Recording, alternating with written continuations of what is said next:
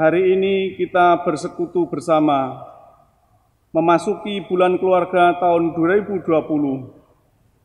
Masa di mana kita diingatkan kembali bahwa keluarga kita telah dipelihara oleh Tuhan bagai benih tanaman. Lewat pemeliharaannya, Tuhan menginginkan kita bertumbuh dan berbuah. Marilah kita memasuki ibadah dengan menyatakan apa yang dikatakan Mazmur 128 ayat 1 sampai dengan 3. Berbahagialah setiap orang yang takut akan Tuhan.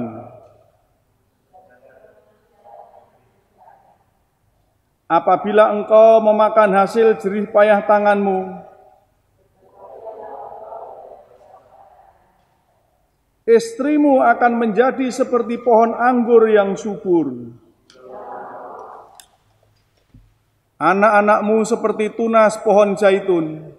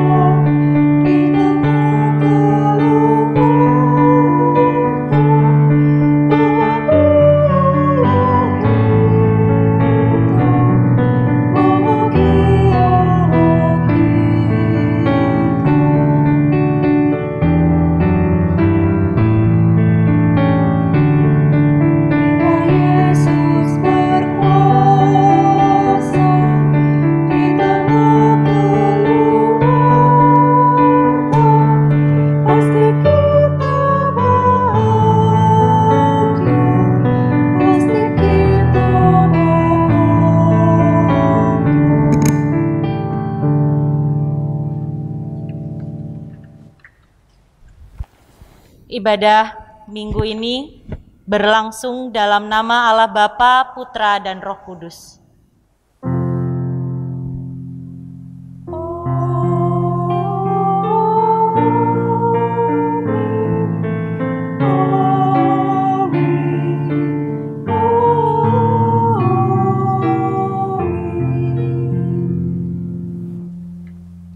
Damai Kristus besertamu. Dan besertamu juga.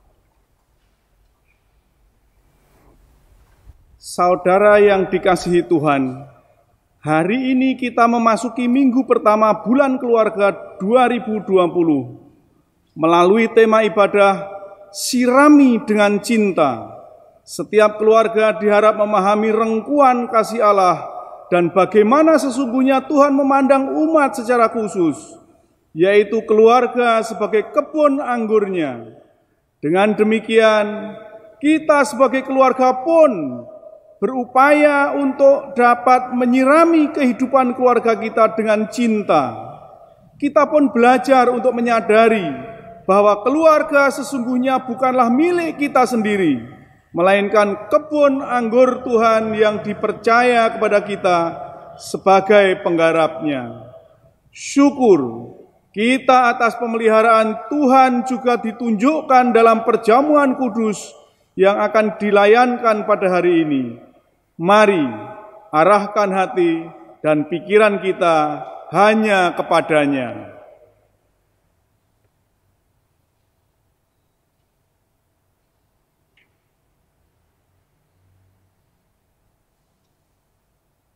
Ya Tuhan, kami tertunduk dalam dosa, menyadari betapa kami tidak mampu membangun keluarga yang seturut dengan kehendak-Mu. Kami sebagai orang tua seringkali melupakan tanggung jawab kami dengan mengabaikan pendidikan iman anak-anak kami dengan berbagai alasan demi kepentingan kami sendiri. Kami sebagai anak-anak seringkali juga melupakan saudara-saudara kami. Ketika Engkau menghendaki kami bersatu dan membangun kebersamaan, kami justru menjauh dari kehendak-Mu. Kami terlalu sibuk dengan urusan-urusan pribadi kami. Ampunilah kami ya Tuhan, tolonglah kami, agar kami dapat lebih sering mengasihi dan memperhatikan dalam keluarga. Dengarkanlah doa pengakuan dosa kami. Di dalam nama Tuhan Yesus Kristus, kami berdoa. Amin.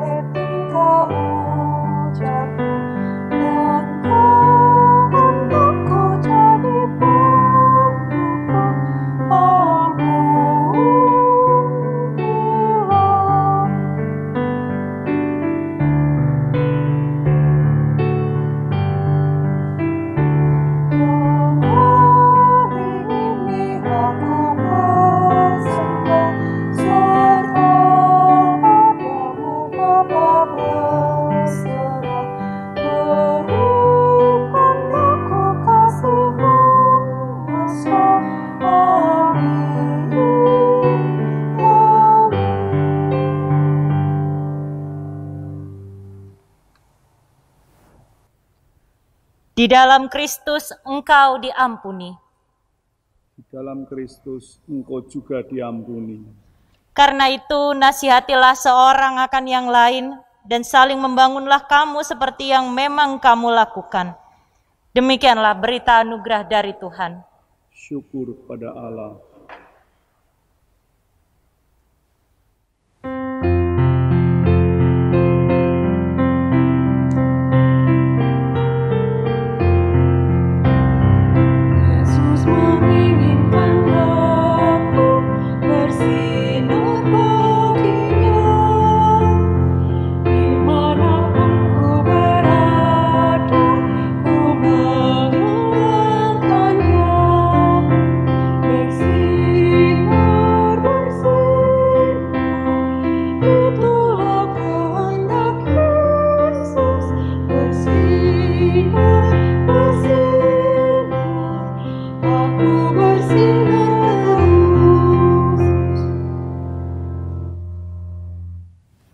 Umat dipersilakan duduk, marilah kita hendak mempersiapkan hati dan pikiran kita untuk masuk dalam pelayanan firman Tuhan.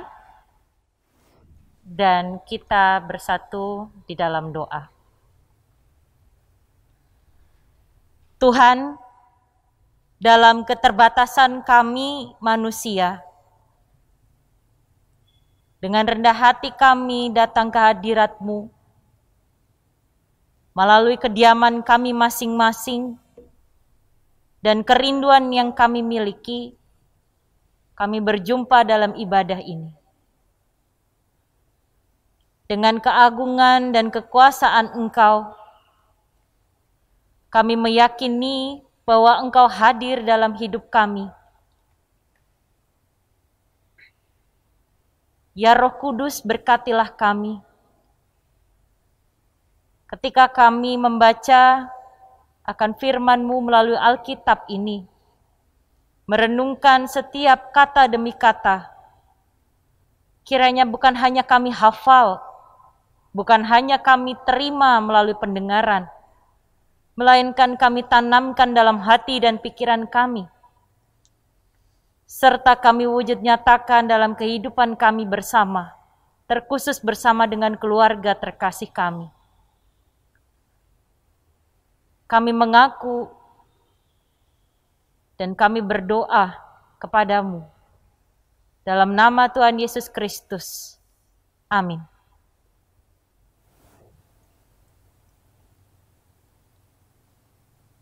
Pembacaan Alkitab dari Yesaya 5 ayat 1 sampai 7. Yesaya 5 ayat 1 sampai 7. Nyanyian tentang kebun anggur. Aku hendak menyanyikan nyanyian tentang kekasihku. Nyanyian kekasihku tentang kebun anggurnya. Kekasihku itu mempunyai kebun anggur di lereng bukit yang subur.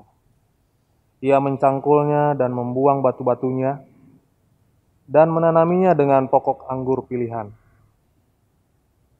Ia mendirikan sebuah menara jaga di tengah-tengahnya dan menggali lubang tempat memeras anggur. Lalu dinantinya supaya kebun itu menghasilkan buah anggur yang baik, tetapi yang dihasilkannya ialah buah anggur yang asam. Maka sekarang, hai penduduk Yerusalem dan orang Yehuda, adililah antara aku dan kebun anggurku itu.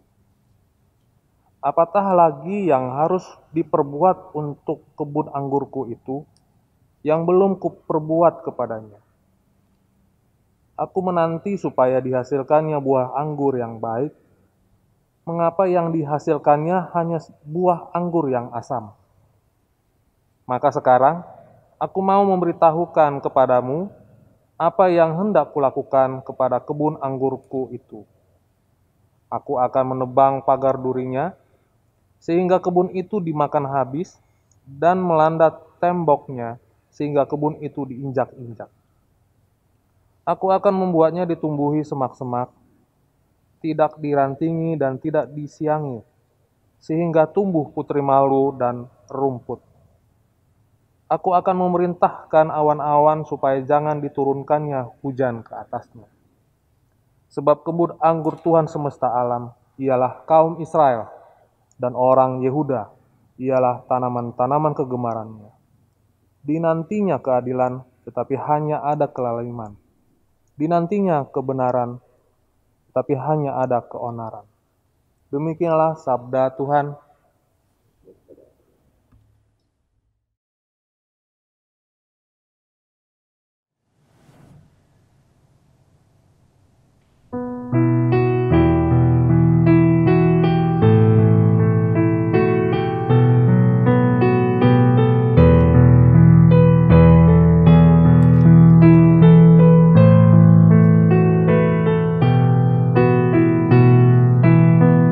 Ya Tuhan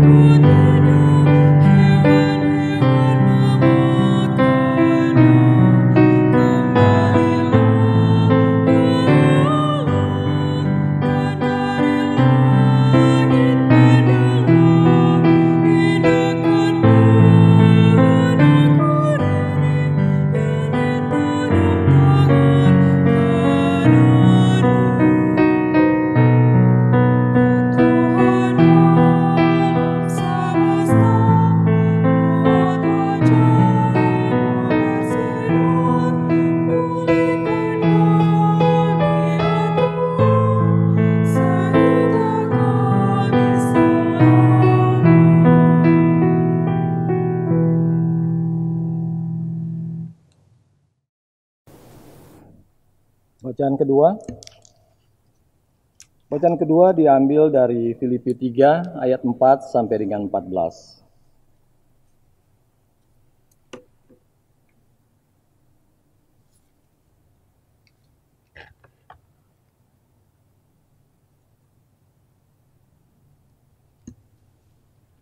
Sekalipun aku juga ada alasan untuk menaruh percaya pada hal-hal lahiriah, jika ada orang lain menyangka dapat menaruh percaya pada hal-hal lahiriah, aku lebih lagi.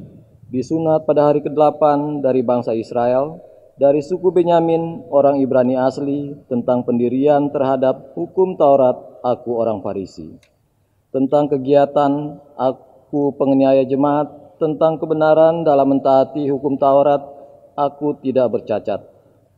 Tetapi apa yang dahulu merupakan keuntungan bagiku, sekarang kuanggap rugi karena Kristus. Malahan segala sesuatu kuanggap rugi karena pengenalan akan Kristus Yesus Tuhanku lebih mulia daripada semuanya.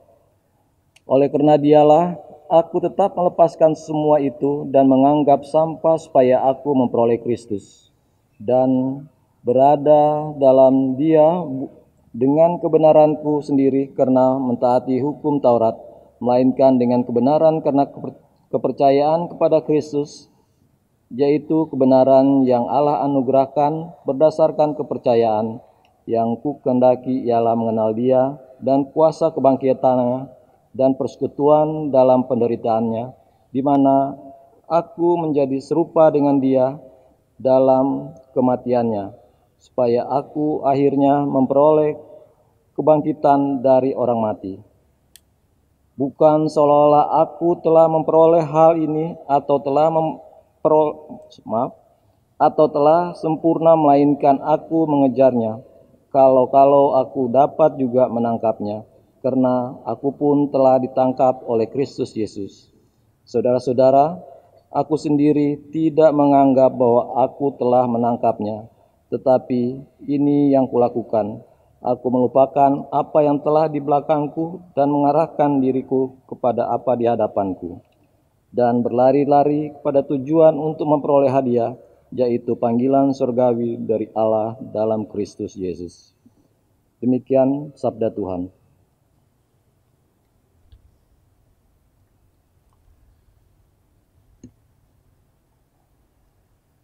Pembacaan Injil Yesus Kristus diambil dari Injil Matius pasal 21 ayat 33 sampai dengan 46. Injil Matius pasal 21 ayat 33 sampai dengan 46. Dengarkanlah suatu perumpamaan yang lain. Adalah seorang tuan tanah membuka kebun anggur dan menanam pagar sekelilingnya. Dia menggali lubang tempat memeras anggur dan mendirikan menara jaga di dalam kebun itu. Kemudian ia menyewakan kebun itu kepada penggarap-penggarap, lalu berangkat ke negeri lain. Ketika hampir tiba musim petik, ia menyuruh hamba-hambanya kepada penggarap-penggarap itu untuk menerima hasil yang menjadi bagiannya. Tetapi penggarap-penggarap itu menangkap hamba-hambanya itu. Mereka memukul yang seorang, membunuh yang lain, dan melempar yang lain pula dengan batu.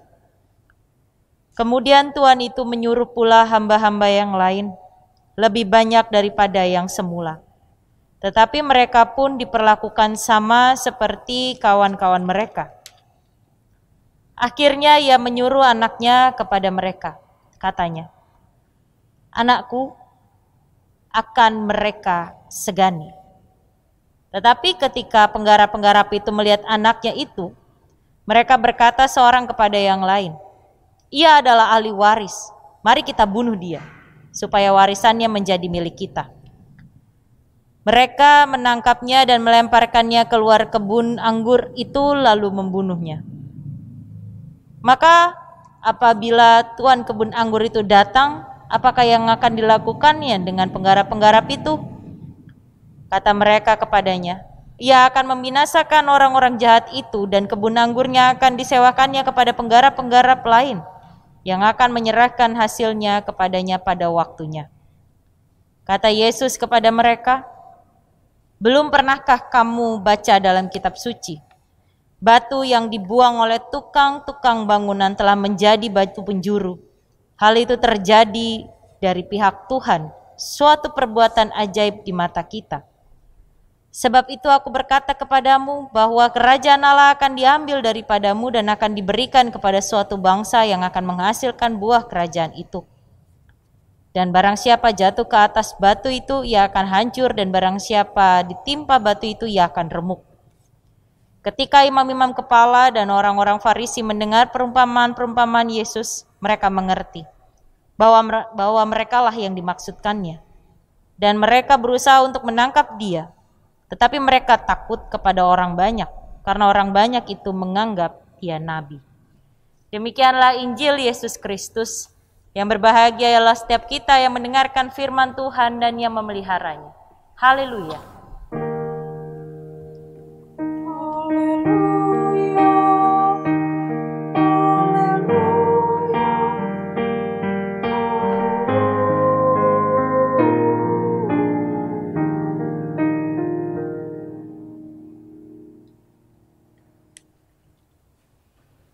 Selamat pagi Bapak, Ibu, dan saudara-saudara yang dikasihi oleh Tuhan Yesus Kristus.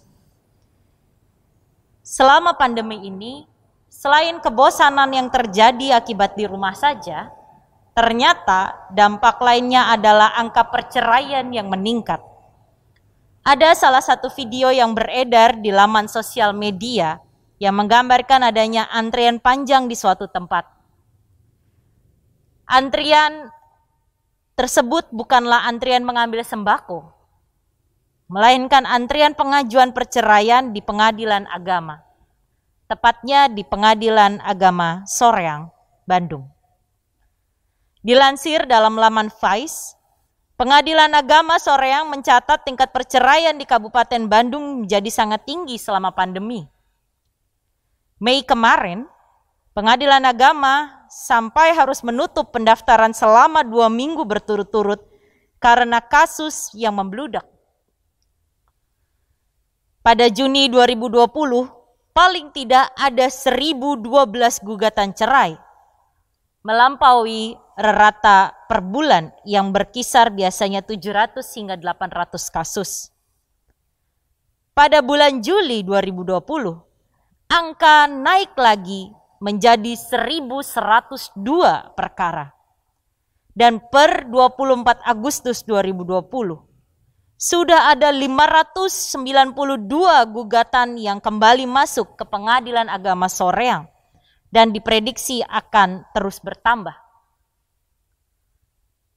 Ini baru di Soreang, Kabupaten Bandung. Belum lagi di pengadilan agama yang tersebar di seluruh Indonesia. Boleh dikatakan perceraian terjadi diakibatkan banyak hal.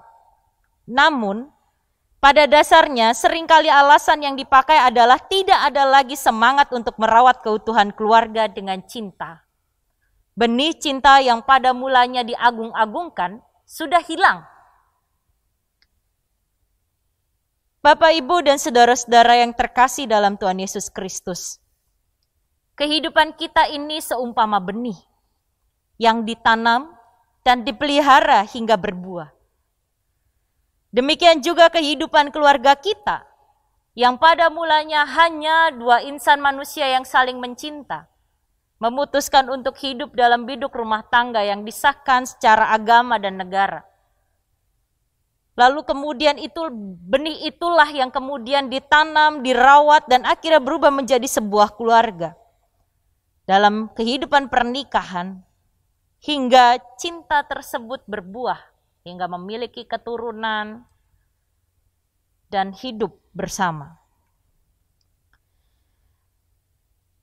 Namun di sini saya ingin mengajak kita untuk memahami, seperti benih yang dirawat, demikianlah gambaran pemeliharaan Allah dalam hidup kita.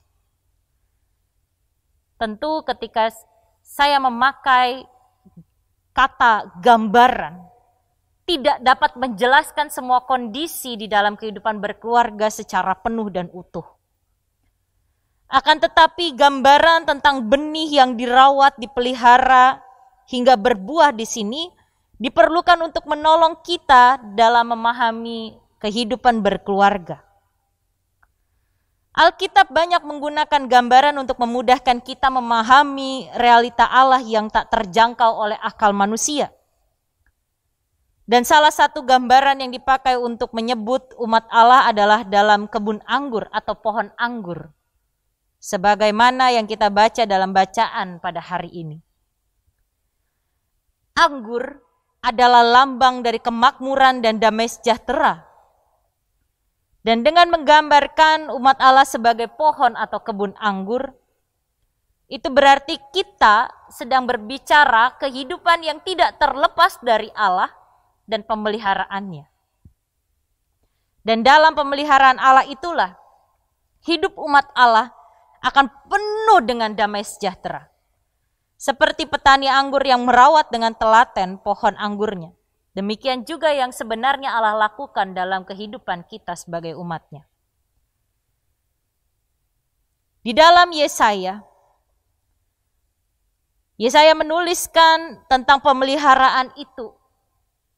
Yang dimulai dari mencari lahan yang subur, membuat pagar duri di sekelilingnya, mencangkul, membersihkan batu dari tanah, menanam dengan benih anggur pilihan, mendirikan menara, bahkan menyiapkan lubang untuk tempat pemerasan. Begitu lengkapnya persiapan yang dilakukan supaya pohon anggur itu bertumbuh dengan baik. Namun sangat disayangkan seringkali pemeliharaan Allah itu diabaikan oleh umat Allah. Umat Allah atau umat Israel di sini seringkali mencari jalan mereka sendiri. Mereka menjadi tidak taat, tidak setia pada Allah sang pemelihara. Dan dapat dilihat dalam kelanjutan bacaan kita di dalam Yesaya. Alih-alih mendapatkan berkat, malah yang terjadi adalah justru pohon anggur tersebut berbuah asam bahkan menjadi layu dan tak terawat. Gambaran ini merupakan sebuah peringatan bagi umat Allah sebelum pembuangan. Sang Nabi sudah menubuatkan agar umat Allah kembali dalam pemeliharaan Allah. Namun sekali lagi mereka membangkang, mereka tidak mendengar. Dalam pembacaan kita juga di dalam Injil Matius pasal 21 ayat 33 sampai dengan 46. Sekali lagi gambaran tentang kebun anggur dipakai untuk dapat kita pahami. Gambaran yang Yesus sampaikan ini berisi konflik antara pemilik dan penggarap. Penggarap dalam konteks ini adalah penyewa dari kebun anggur tersebut. Kalau kita lihat secara logika, pemilik kebun anggur tentu berhak atas hasil panen anggurnya yang berada di atas tanah miliknya. Dan itu harusnya dibayarkan oleh penggarap secara rutin. Dalam hukum Yahudi, diatur adanya semacam sewa lahan dengan metode bagi hasil. Setiap tahun-tahun pemilik kebun akan datang mengambil hasilnya pada tahun petik. Menariknya, hukum Yahudi juga mengatur jika selama 3 tahun berturut-turut hasil kebun tersebut tidak diambil, kebun itu akan menjadi milik si penggarap atau si penyewa. Karena mungkin ada anggapan bahwa pemilik kebun anggur tidak lagi membutuhkan kebun itu. Celah aturan hukum inilah yang kemudian dipakai penggarap dalam perumpamaan Yesus agar mereka dapat menguasai kebun itu. Kita dapat membacanya ketika pemilik anggur mengutus sejumlah hamba untuk meminta hasil anggur, alih-alih diberikan, mereka malah dibunuh oleh para penggarap. Pemilik kebun anggur kemudian mengutus anaknya dengan harapan anaknya akan lebih disegani, namun justru sebaliknya. Para penggarap itu malah merancang pembunuhan bagi anak pemilik kebun anggur ini dengan harapan bahwa warisan dari si anak tersebut akan menjadi miliknya, yaitu rupa tanah yang mereka garap. Dan mendengar laporan kematian anaknya ini, hilanglah sudah kesabaran dari pemilik kebun anggur itu. Tertulis dalam Matius 21 ayat yang ke-41,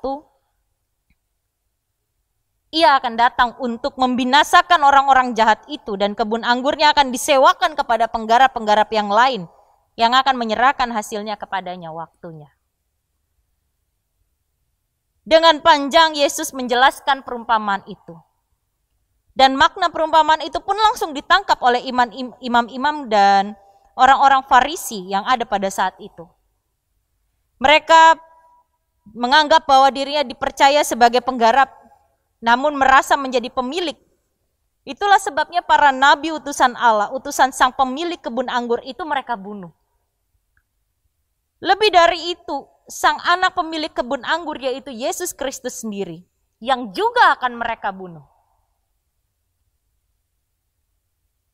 Apa yang mereka lakukan menunjukkan bahwa mereka sedang menolak proses pemeliharaan dari Allah. Kebun anggur yang digarap, hasilnya itu harus dibagi. Supaya kebun itu terus berbuah. Dan terus bisa merasakan pemeliharaan yang Allah hadirkan. Namun dapat dilihat bahwa tindakan-tindakan yang dilakukan, membunuh utusan-utusan yang hadir, menunjukkan bahwa mereka tidak menerima pemeliharaan itu. Mereka tidak menerima aturan-aturan yang ada. Maka dapat dilihat para imam-imam kepala dan juga orang-orang Farisi yang hadir pada saat itu. Mereka mengatur sedemikian rupa keberadaan Yesus agar dapat terjegal. Dengan berbagai macam hukum yang ketat yang mereka buat atas nama Tuhan. Tetapi sekali lagi kita mengetahui bahwa Yesuslah Putra Allah yang diutus hadir ke tengah-tengah dunia ini. Belajar dari pengalaman iman umat Israel, kita juga bisa membayangkan keluarga kita sebagai kebun anggur masa kini. Allah, sang pemelihara, telah dengan telaten merawat kehidupan keluarga kita. Berbagai pengalaman pemeliharaan Allah yang luar biasa kita rasakan sebagai keluarga, silahkan dihitung berapa banyaknya, dalam rupa apa saja. Namun, bila kita ingat lagi ke belakang, pastilah kita juga mendapati seringkali kita mengabaikan pemeliharaan itu semua dengan mengabaikannya, bertindak semena-mena terhadap keluarga kita. Semena-mena dalam hal ini adalah seringnya terjadi kebohongan dalam berkomunikasi. Pengabaian saat sedang bertengkar, sudah, biarkan saja, paling dia besok sudah baik lagi.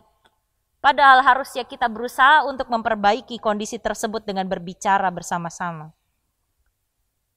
Tindakan semena-mena lainnya adalah tidak ada upaya untuk berubah menjadi lebih baik guna mempertahankan keutuhan keluarga. Bahkan seringkali terjadi kekerasan kepada anak yang seringkali kita anggap bahwa anak kita tidak paham akan kemauan kita sebagai orang tuanya. Padahal bisa saja sebaliknya, orang tua yang tidak paham maksud dan kemauan dari anak-anak.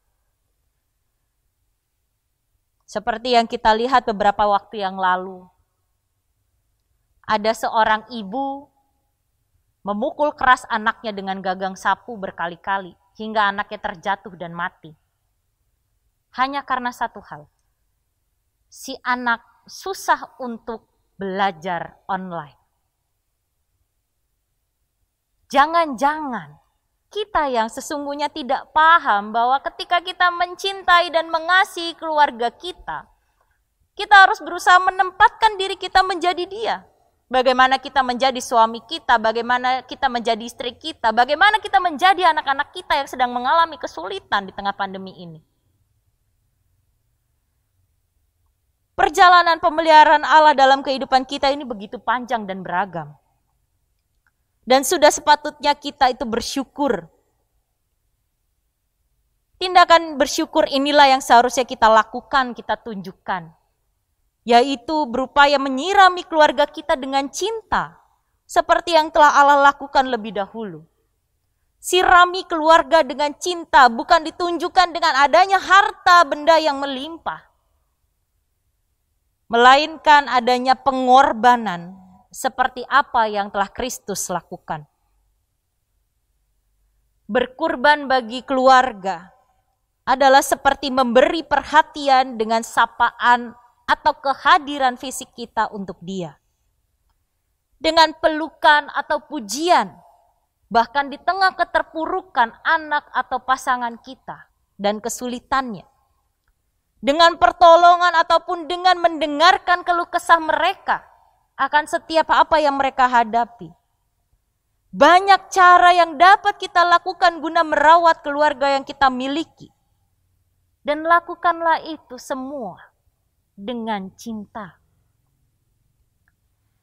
Pada hari ini, salah satu wujud syukur kita atas penyeliharaan Allah adalah dengan menyambut undangan darinya untuk masuk dalam persekutuan tubuh Kristus di dalam perjamuan kudus. Perjamuan kudus ini sendiri adalah peringatan akan hidup Yesus Kristus Sang Juru Selamat yang memberikan dirinya bagi keselamatan kita. Dan cinta kasih-Nya yang begitu besar akan kehidupan manusia. Yesus Kristus telah memberi pengorbanan agar kita memperoleh hidup. Maka sudah sepatutnya lah kita mengingat dengan syukur atas setiap perbuatannya dan pemeliharaannya bagi kita. Apa sesungguhnya tujuan Allah memelihara kita dan keluarga kita? Allah mengharapkan agar kita sebagai keluarga, kita berbuah menjadi berkat bagi semua orang. Sama seperti pohon yang berbuah memberi kehidupan bagi yang memakannya, memberi naungan bagi mereka yang berteduh di bawahnya. Demikian juga kita dipanggil untuk berbuah bagi kehidupan kita. Kita juga bersama belajar dari Paulus. Bagaimana kita memahami mengejar hal yang lahiriah ternyata tidak memberikan kebahagiaan.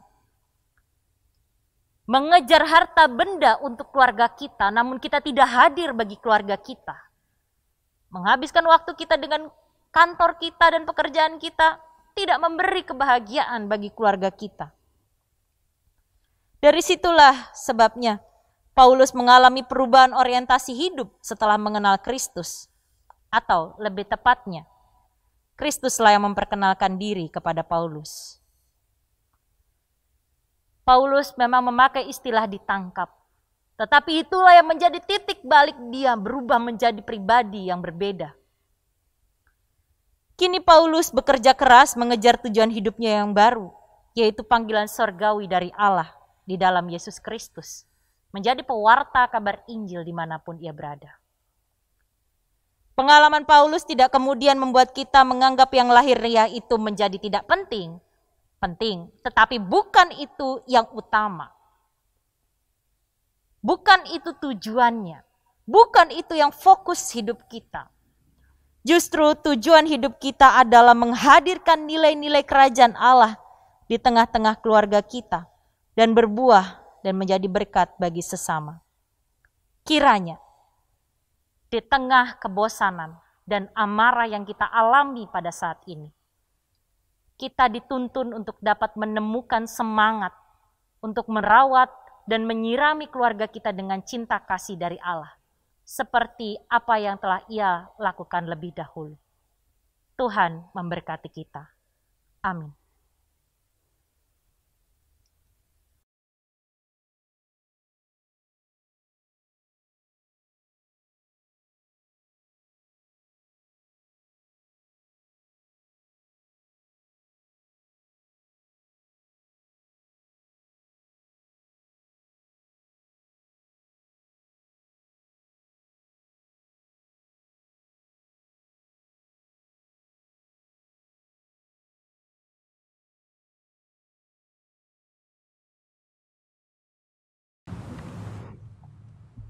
Pengakuan iman bersama umat Tuhan di sepanjang abad dan tempat, marilah kita memperbarui iman percaya kita dengan menyanyi dari Kidung Jemaat 280 ayat 1 sampai dengan 3.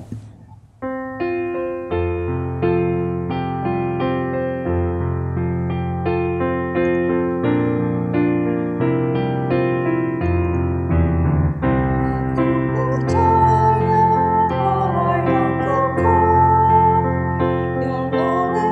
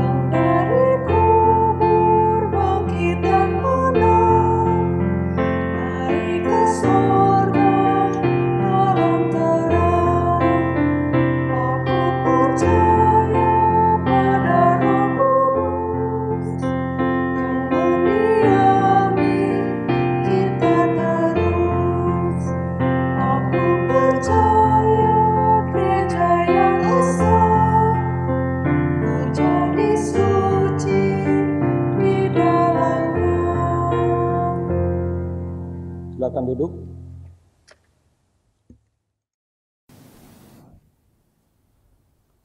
Bapak, Ibu, dan saudara-saudara yang dikasihi oleh Tuhan Yesus Kristus, mari kita bersatu di dalam doa.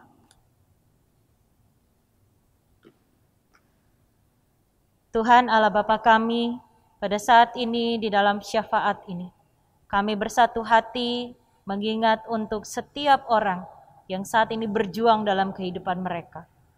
Di tengah kerapuhan mereka, kami sadar bahwa kuasa Tuhan tengah dinyatakan.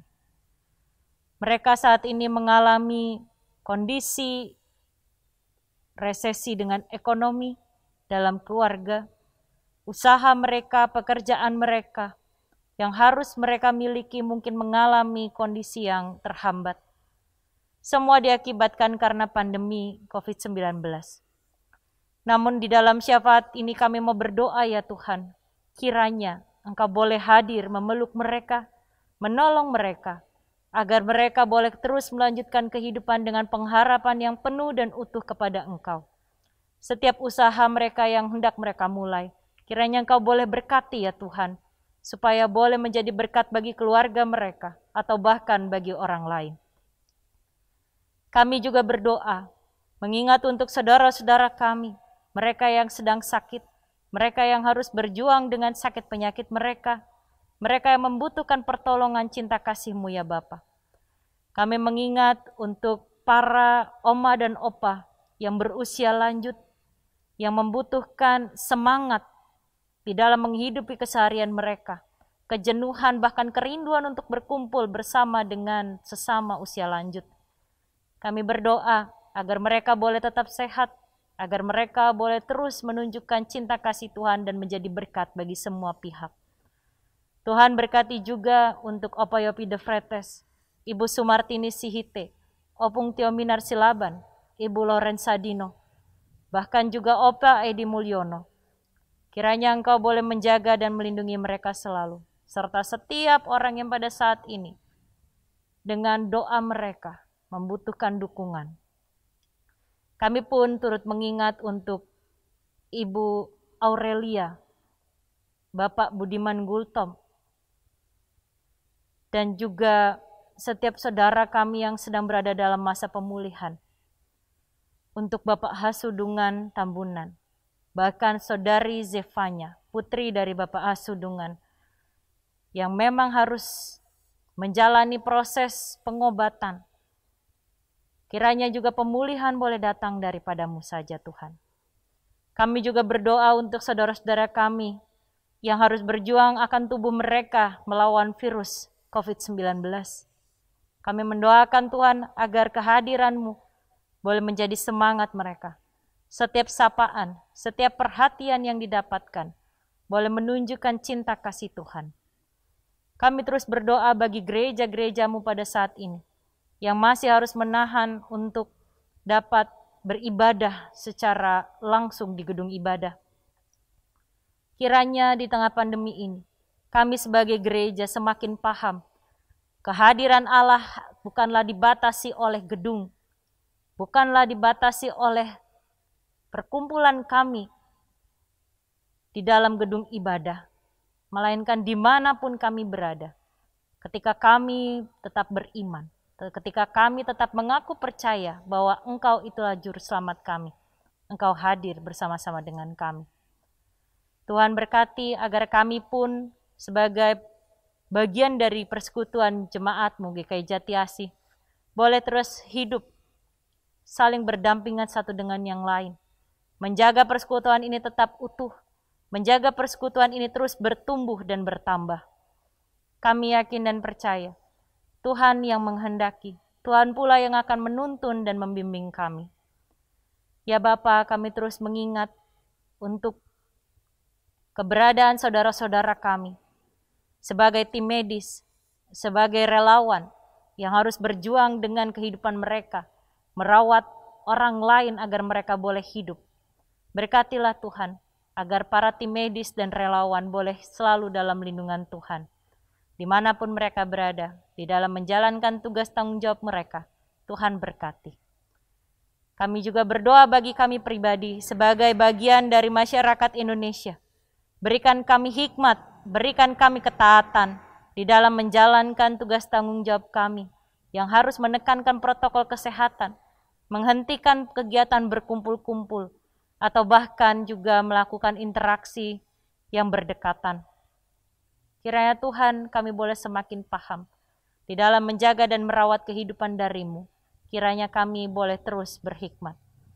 Berkatilah juga pemerintah di dalam upaya mereka untuk menolong kami keluar dari pandemi COVID-19 ini. Berikan mereka hikmat, berikan mereka kekuatan dan juga kebijaksanaan, sehingga sungguh pandemi ini boleh segera berakhir. Inilah Tuhan, doa dan permohonan kami. Dengarkanlah seru kami Tuhan, agar kami yang lemah ini boleh Engkau pakai untuk menyatakan mujizat-Mu di tengah-tengah dunia. Di dalam nama Tuhan Yesus Kristus kami berdoa. Amin. Marilah kita memberikan persembahan kepada Tuhan dengan berlandaskan pada firman yang berkata, Aku hendak bersyukur kepadamu ya Tuhan Allahku dengan segenap hatiku dan memuliakan namamu untuk selama-lamanya. Mazmur 86 ayat 12. Persembahan saat ini dapat dimasukkan ke dalam amplop dan diserahkan ke gereja pada saat ibadah tatap muka yang akan datang dan dapat ditransfer ke kantong atau ke nomor rekening GKI Jati Asih seperti yang akan tertera pada layar di bawah ini.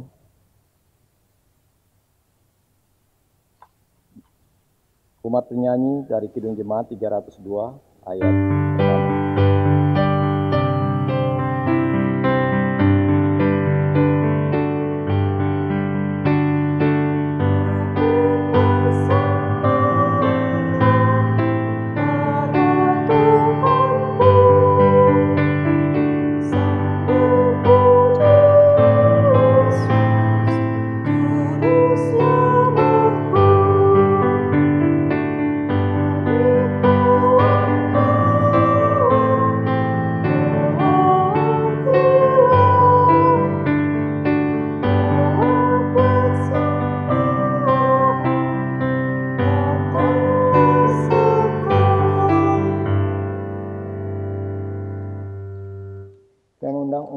Umat untuk bangkit berdiri.